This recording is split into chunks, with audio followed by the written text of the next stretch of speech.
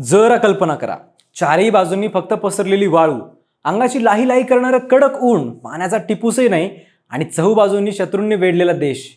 अशा परिस्थितीत जगणं म्हणजे अशक्य गोष्ट, पण हेच अशक्य जगणं टेक्नॉलॉजीच्या जोरावर शक्य करून दाखवलं एका देशाने. त्या देशाचं नाव इस्रायल. नद्या समुद्राला जाऊन मिळतात हे आपण भूगोलात शिकलोय, पण इस्रायलने तंत्रज्ञान वापरून असा काही चमत्कार केला की नदीत समुद्रातून जन्माला घातली. हो, पण म्हणजे काय केलं तर चक्क वाळवंटात 130 किलोमीटर लांब एक कृत्रिम नदी तयार केली आहे. समुद्रात अशी कोणती यंत्रणा उभी केली इस्रायलने आणि ही नदी नेमकी कशी बनली? विशेष म्हणजे तिथे सध्या सुरू असलेल्या भीषण युद्धात या नदीचा इस्रायलला फायदा होतोय तो कसा? समुद्राने वेढलेल्या भारतासारख्या देशातही समुद्रातून नद्या तयार करणं शक्य आहे का? तेच सांगतोय व्हिडिओमधून. त्यासाठी व्हिडिओ शेवटपर्यंत पहा. नमस्कार, मी संकल्प पाटील आणि तुम्ही बघताय लगाव बत्ती. आधी इस्रायलची भूरचना समजून घेऊयात. इस्रायलचा 40% भाग हा पाण्याचा आहे, तर 60% भाग हा वाळवंटी आहे, ज्याला नेगेव म्हणतात. भारतानंतर एका वर्षाने म्हणजेच 48 साली हा देश स्वतंत्र झाला, तेव्हा देशासमोर सर्वात मोठं संकट होतं ते म्हणजे पाण्याचं. उत्तरेला सी ऑफ गॅलिली हे गोड्या पाण्याचं एकमेव सरोवर होतं, पण दक्षिण भाग पूर्णपणे कोरडा होता. तेव्हा इस्रायलने एक वेडं स्वप्न पाहिलं, वाळवंटात नदी वाहती करण्याचं. त्यांनी नॅशनल वॉटर कॅरियर ही सिस्टीम उभारली. जमिनीखालून जाणारे प्रचंड पाईप्स, कालवे आणि पंपिंग स्टेशन्सद्वारे उत्तरेकडचं पाणी दक्षिणेत नेलं. पण खरी जादू घडली ती अलीकडच्या काळात, जेव्हा त्यांनी समुद्रालाच आपली आई मानलं. आता तुम्ही विचाराल, समुद्राचं इतकं खारट पाणी पिण्यायोग्य कसं होतं? तर यासाठी इस्रायलने आरओ म्हणजेच रिव्हर्स ऑस्मोसिस या तंत्रज्ञानाचा वापर केलाय. पण हे आपल्या घरच्या साध्या प्युरिफायर सारखं नाहीये, तर इथे पाण्याचे अवाढव्य कारखाने आहेत. भूमध्य समुद्राच्या किनाऱ्यावर इस्रायलने सॉरेक सारखे जगातील सर्वात मोठे डिसॅलिनेशन प्लांट्स उभे केले आहेत. सॉरेक प्लांटमधून दरवर्षी तब्बल 15 कोटी घनमीटर पाणी शुद्ध केलं जातं. समुद्राचं खारं पाणी या प्लांटमध्ये येतं, त्यावर प्लांट दाबून ते अतिसूक्ष्म पडद्यातून पुढे पाठवलं जातं, त्यामुळे मीठ आणि अशुद्धी बाजूला पडते. हे शुद्ध झालेलं पाणी 130 किलोमीटर लांब अशा मोठ्या पाईपलाईन्स आणि खुल्या कालव्यांच्या माध्यमातून थेट वाळवंटाच्या पोटात सोडलं गेलं. हीच ती समुद्रातून उगम पावणारी नदी.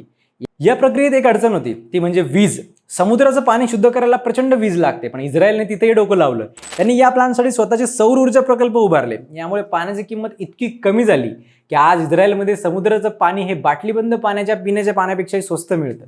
आता महत्त्वाचा मुद्दा सांगतो, सध्याचं युद्ध. गेल्या काही काळापासून इस्रायल आणि हमासमध्ये भीषण युद्ध सुरू आहे.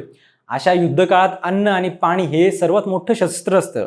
शत्रू नेहमी अशा ठिकाणांवर हल्ला करतो जिथून शहरांचा पाणी पुरवठा खंडित होईल.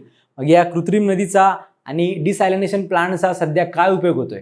तर पहिलं म्हणजे पाण्याचा अखंड पुरवठा. युद्धाच्या काळात गाझापट्टीला लागून असलेल्या भागात राहणाऱ्या इस्रायली नागरिकांसाठी ही नदी जीवनवाहिनी ठरतीये. शत्रूने वीज तोडली किंवा रसद रोखली तरी या स्वयंचलित प्लांट्समुळे इस्रायलला पाण्यासाठी कोणावरही अवलंबून राहावं लागत नाही. दुसरा उपयोग म्हणजे अंडरग्राऊंड स्टोरेज. इस्रायलने या नदीचं पाणी जमिनीखालील मोठ्या नैसर्गिक जलसाठ्यांमध्ये साठवून ठेवलंय. जर शत्रूने वरून मिसाईल हल्ला करून डॅम्स किंवा पाईपलाईन्स तोडल्या तरी इस्रायलकडे कित्येक महिने पुरेल इतका पाण्याचा साठा सुरक्षित आहे. या समुद्रीय नदीचा युद्धातला सर्वात धक्कादायक वापर म्हणजे हमासचे टनेल नेटवर्क. हमासने जमिनीखाली हजारो किलोमीटरचे बोगदे बनवले आहेत. या बोगद्यांना नष्ट करण्यासाठी इस्रायलने याच समुद्राच्या पाण्याचा वापर केला.